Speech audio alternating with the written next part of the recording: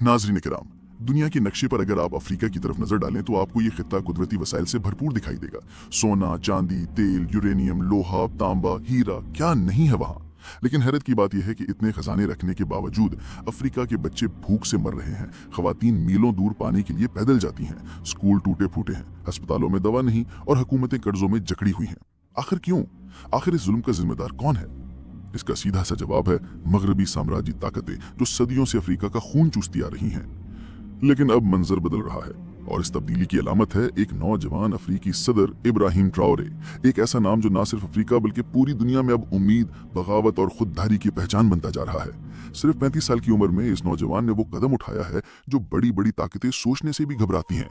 उसने सोने से भरा एक पूरा जहाज ईरान की तरफ रवाना कर दिया है। जी हाँ, वही ईरान जो दुनिया की बड़ी ताकतों की आंखों का कांटा है, वही ईरान जो फिलिस्तीन, यमन और लुबनान में मज़ाहिमत की अलामत बन चुका है। तो सवाल यह है कि इब्राहिम ट्राओरे ने यह फैसला क्यों किया? आखिर एक गरीब मुल्क का सरबरा एक आलमी पाबंदियों का शिकार मुल्क की मदद क्यों कर रहा है? और इस फैसले के पीछे असल कहानी क्या है? नाज़रीन, बर्किना फासो, जिसे दुनिया बमुश्किल जानती है, एक ऐसा मुल्क है जो मादनी दौलत से माला माल है। जमीन के नीचे सोना ऐसे पड़ा है जैसे किसी ने खजाने दफन कर रखे हों। लेकिन इस मुल्क पर बरसों से फ्रांस का कब्जा रहा है, जो यहाँ से सोना निकालकर अपने मुल्क ले जाता रहा और बदले में अवाम को सिर्फ भूख, गुर्बत और गुलामी मिली। लेकिन जब इब्राहिम ट्राओरे ने इक़्तिदार संभाला तो उसने सबसे पहले फ्रांस के साथ तमाम दिफाई और मुआशी मुआहिदे खत्म कर दिए, फ्रांस के फौजी अड्डे बंद कर दिए और तमाम कुदरती ज़खायर को रियासत के कंट्रोल में ले लिया। इब्राहिम ट्राओरे ने एक तकरीर में कहा कि हम अब अपने सोने को दुश्मनों को नहीं देंगे, बल्कि उन लोगों को देंगे जो मज़ाहमत की अलामत है, जो जुल्म के खिलाफ खड़े होते हैं, जो इस्तेमार के सामने झुकते नहीं। और इन्हीं अल्फाज के साथ उसने ईरान के लिए एक बहरी जहाज तैयार करवाया, सोने, तांबे और दीगर कीमती धातों से भरा हुआ। ये जहाज सिर्फ एक तोहफा नहीं था, यह एक पैगाम था, एक ऐसा पैगाम जिसने वॉशिंगटन, तल अवीव और पेरिस को हिलाकर रख दिया था। दोस्तों, ईरान वो मुल्क है जिसने अमेरिका, इसराइल और मगरबी ताकतों के तमाम दबाव के बावजूद अपने उसूलों से 1 इंच पीछे हटने से इंकार कर दिया। शाम में बशार अल असद की हुकूमत हो या फिलिस्तीन में हमास की मज़ाहमत या यमन में हूतियों की जंग, ईरान हर जगह खड़ा रहा, हर मजलूम का साथी बना। यही वजह है कि इब्राहिम ट्राओरे ने कहा कि हम अपने सोने से उनका साथ देंगे जो हक पर हैं, जो इस्लाम और इंसानियत के लिए लड़ते हैं, ना कि उनके जो अफ्रीका की दौलत लूटकर हमें भूखा रखते हैं। इस सोने से भरे जहाज ने दुनिया भर में एक नई बहस छेड़ दी है। अमेरिकी और यूरोपीय मीडिया चीख रहा है कि अफ्रीकी ममालिक चीन, रूस और ईरान के कैंप में जा रहे हैं।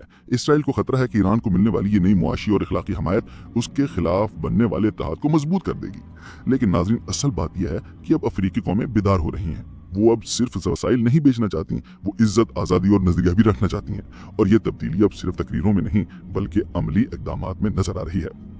इब्राहिम ट्राओरे सिर्फ एक सियासी लीडर नहीं बल्कि एक नजरियाती सिपहसालार है। उसने अपने मुल्क में इस्लामी निज़ाम तालीम का आगाज किया, सूदी निज़ाम के खिलाफ मुहिम चलाई और नौजवानों को बताया कि तुम मगरिब के गुलाम नहीं हो, तुम अपने रब के बंदे हो।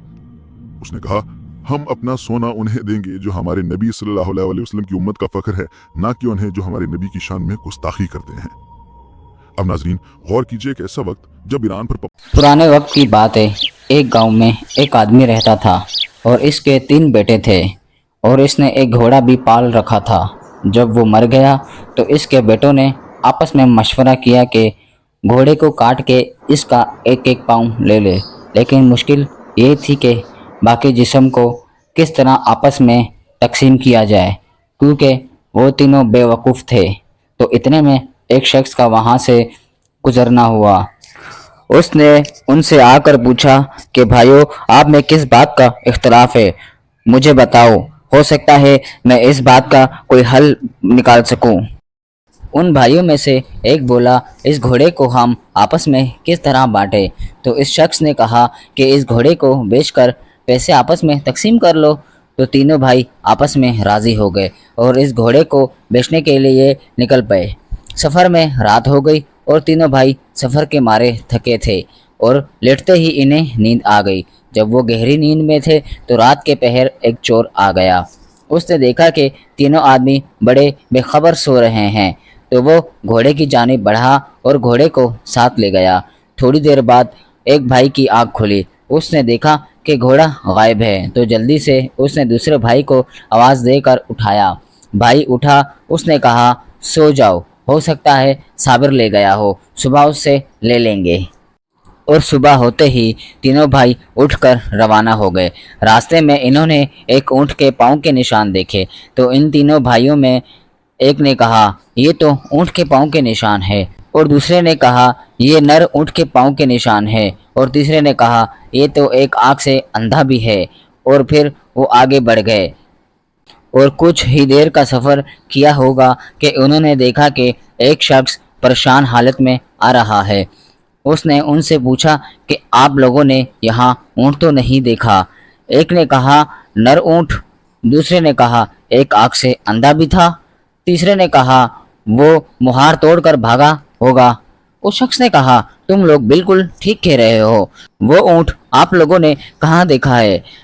उस पर तीनों भाइयों ने एक ज़बान होकर कहा हमने नहीं देखा, तुम आगे जाकर देखो। उसने कहा भाइयों, तुम्हारे पास इस कदर मालूमात है और फिर भी तुम लोग इनकार कर रहे हो। भला ये क्या बात हुई? हो ना हो तुम ही मेरे ऊँट के चोर हो। चलो बादशाह के पास चलो, वही इस बात का फैसला करेंगे। वो सब मिलकर बादशाह की दरबार की तरफ चल पड़े। रास्ते में इन्होंने एक इंसान के पैर के निशान देखे। तीनों भाइयों में से एक ने कहा लगता है ये किसी औरत के पाँव के निशान है। दूसरे ने कहा लगता है घर से नाराज़ होकर निकली है। तीसरे ने कहा लगता है रात के वक्त घर से भागी होगी। यूं ही बातें करते करते एक शख्स से मुलाकात हुई। उसने पूछा रास्ते में आप लोगों को कोई औरत तो नज़र नहीं आई? जिस पर तीनों भाइयों ने अपने लगाए हुए अंदाज़ों का तज़किरा किया, जिस पर वो आदमी हाँ हाँ कहता रहा कि हाँ आप ठीक कह रहे हैं। जिसके बाद तीनों ने एक ज़बान होकर कहा हमने तो नहीं देखा उसे। जिस पर आदमी ने कहा कैसे मान लूँ कि तुम लोग नहीं जानते, जबकि जो मालूमात तुम तीनों ने कुछ देर पहले दी वो बिल्कुल दुरुस्त थी। फिर तुम लोग कैसे नहीं जानते? इसका मतलब वो औरत यकीनन तुम लोगों के पास है।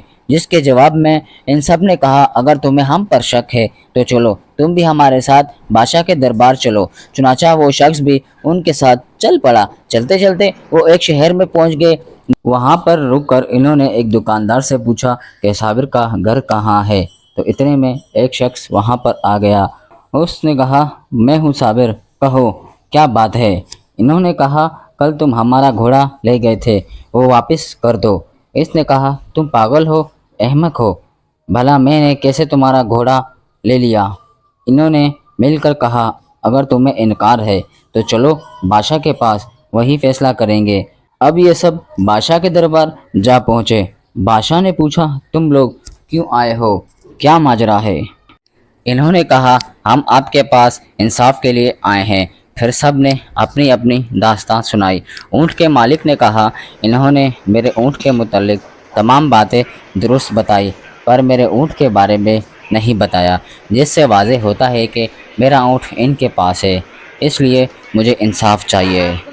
दूसरे ने कहा मेरी बीवी जो रात को घर से निकली, इन्होंने उसके बारे में भी तमाम मालूमात सही फरमाई, पर मेरी बीवी का पता ना बताया और कहते हैं कि हमने देखा तक नहीं।